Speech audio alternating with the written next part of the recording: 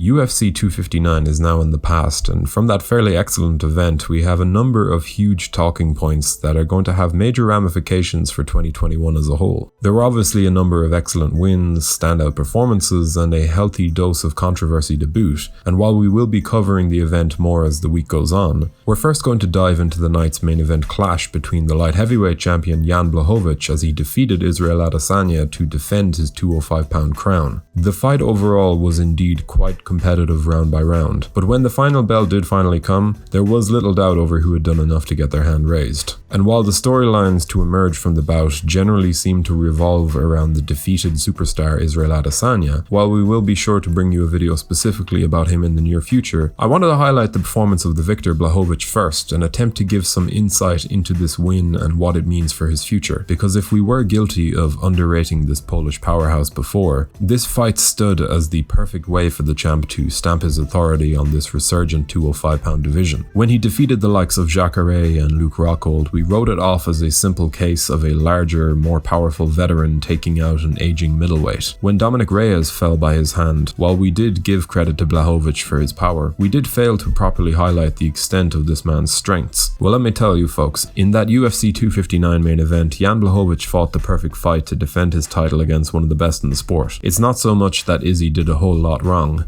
Indeed, he did to some extent. But let's not underplay the strength of Jan's game plan and his overall execution of that game plan. Facing one of the greatest strikers in MMA history, in spite of the abysmal commentary, I saw Jan getting the better of a lot of the exchanges, which was quite surprising all things considered. He did a decent job at checking Israel's constant leg kicks. He landed with power and authority often enough to stop Adesanya from entering a flow, and above all other things, he successfully feinted with Adesanya to a degree that was completely misrepresented by the commentary on the night itself. To do all of those things on the feet with a fighter of Stylebender's caliber is highly impressive. If you're enjoying this video, be sure to leave a like and a comment below before subscribing to the channel to keep this MMA dive train moving. Jan showed a veteran savvy and a fearlessness in there that was bolstered by his confidence in his chin, his mature shot selection, and his rigid focus on maintaining his game plan from start to finish. Perhaps not a star-making performance per se, but it was a star-breaking win, of that I have no doubt. There has been an aura around the last Stylebender that was no doubt inescapable during the build-up to this fight. It's an aura that is well deserved and in many ways not too damaged by this, the first loss of his career. But as far as I'm concerned, the composure and the confidence of Blachowicz from the opening round to the last was the major talking point coming out. His wrestling chops in the last two rounds were perfectly timed, coming into play on the back of some surprisingly competitive striking exchanges in the opening three. And when he got Israel down, he didn't attempt to unnecessarily assert his dominance in there. He played it safe and made it very clear to both us and his opponent that this was his realm, a realm he controlled and could use to win the fight. I scored it 3-2 Blachowicz in real time, but upon rewatching I could also allow a 4-1 score if it came to it. The two 10-8s given to Blachowicz on the official scorecards were definitely a long shot, but all in all, it didn't change the trajectory of the fight all things considered. Adesanya had moments, shots that connected with the type of impact that would have likely been more effective at middleweight, but against Jan, these moments were too few and far between to sway the fight's momentum. Was Israel undersized? Yes, I believe we saw enough in the exchange of power and in the grappling realm to make a case for that. But let's not undersell the great successes Blachowicz had. The successes he had in the face of incredible speed, timing, and footwork. While the power differential and the takedown threat were indeed big components of what made this fight what it was, there was a surprising level of finesse to Jan's game from start to finish. Finesse that allowed him to stand up to Adesanya in areas that I just wouldn't have thought possible. His jab was sharp, his utilization of kicks was excellent, and again, his overall approach to the highly dynamic feinting game of his opponent was a joy to behold. I've picked against Jan Blachowicz far too much for my own good, and in truth, until you see a performance like this, it is hard to really get behind a fighter whose back catalogue has indeed been so up and down. But this is the problem with pigeonholing fighters, as I've said before. Jan, on this ongoing run, is a different man from the one who meandered around the top 15 for years before finding his spark. And I think this win has forced me and a lot of other people to reassess their understanding of who Jan Blachowicz is as a fighter, and of course as a champion. So let's see him take on the rightful #1 contender Glover Teixeira next. I want to see how that matchup plays out, because overall I'd like to see the 205-pound division given the chance to breathe a little bit. With John Jones gone, there is a clear champion in place, and with him now being the hottest thing in MMA MMA, at least for a little while. Let's see how Dominic Reyes, Jiri Prochazka, and Alexander Rakic fare in the upcoming months. The division needs a champion like this to prosper, and as much as he has been a huge talent within the sport, like Demetrius Johnson in the flyweights,